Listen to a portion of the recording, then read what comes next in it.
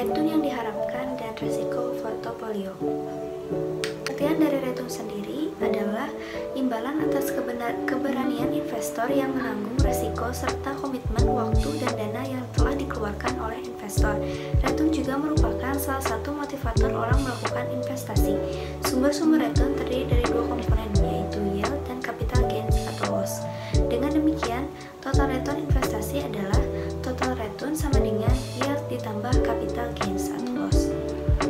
Selanjutnya adalah pengertian dari resiko. Resiko adalah kemungkinan perbedaan antara return aktual yang diterima dengan return yang diharapkan. Sumber-sumber resiko suatu investasi terdiri dari pertama, resiko suku bunga, yang kedua resiko pasar, ketiga resiko investasi, keempat resiko bisnis, kelima resiko finansial, keenam resiko likuiditas, ketujuh resiko nilai tukar mata uang, dan kedelapan resiko negara atau country risk. Resiko terdiri menjadi dua jenis, yaitu resiko dalam konteks aset tunggal, resiko yang harus ditanggung jika berinvestasi pada satu aset saja. Yang kedua, resiko dalam konteks portofolio aset, terdiri dari resiko tidak sistematis, yaitu resiko yang dapat dihilangkan dengan membentuk portofolio atau resiko yang dapat dihilangkan dengan melakukan diversifikasi. Kemudian resiko ini terkait dengan kondisi mikro perusahaan sehingga disebut component risk. Adalah resiko sistematis, yaitu resiko yang tidak dapat diversifikasi oleh portofolio, disebut dengan non-diversible risk atau resiko pasar market, atau resiko umum atau resiko sistematik, terkait dengan perubahan yang terjadi di pasar karena kejadian di luar kegiatan perusahaan seperti inflasi dan resesi. Diukur dengan beta, yaitu resiko sistematik suatu sekuritas dibagi resiko portofolio secara relatif terhadap resiko pasar. Untuk menghitung return yang diharapkan dari suatu aset tunggal, kita perlu mengetahui distribusi probabilitas return atas aset yang bersangkutan, yang terdiri dari tingkat return yang mungkin terjadi dan probabilitas terjadinya tingkat return tersebut.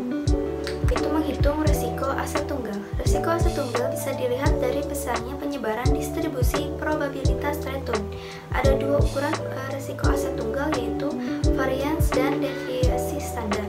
Di samping ukuran penyebaran tersebut, kita juga perlu menghitung resiko relatif aset tunggal yang bisa diukur dengan koefisien variasi.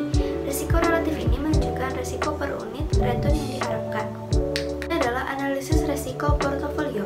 Kelebihan investasi dalam bentuk portofolio dibanding aset tunggal adalah bahwa kita bisa mengurangi resiko tanpa harus mengurangi tingkat return yang diharapkan.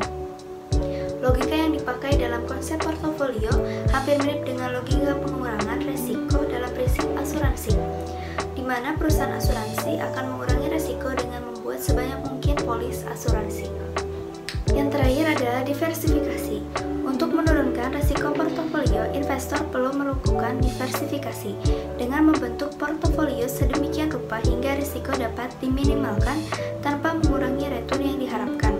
Diversifikasi bisa dilakukan dengan pertama, diversifikasi random, yaitu memilih aset yang akan dimasukkan dalam portofolio secara acak, dan diversifikasi model mortgage, memilih aset yang dimasukkan dalam portofolio berdasarkan berbagai informasi dari karakteristik asetnya.